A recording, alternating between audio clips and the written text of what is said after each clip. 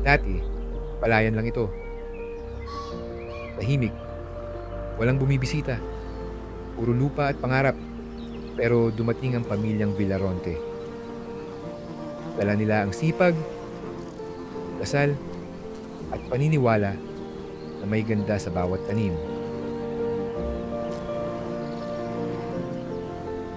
Unti-unti, binuo ang taniman, inilatag ang mga bulaklak, itinayo ang windmill. Hindi ito biglaan. Bawat hakbang may hirap at puso. Ngayon, hindi na lang ito taniman.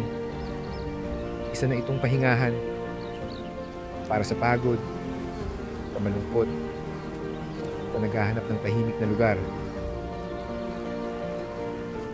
Dito, bawat kulay may kwento.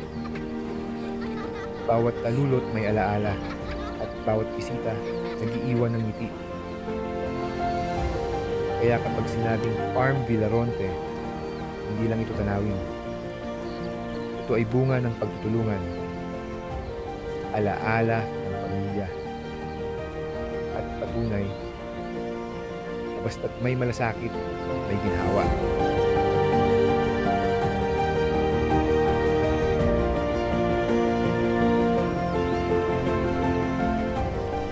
Sa bawat pawis at dasal na inilaan dito, alam kong may saysay ang kanilang hakbang.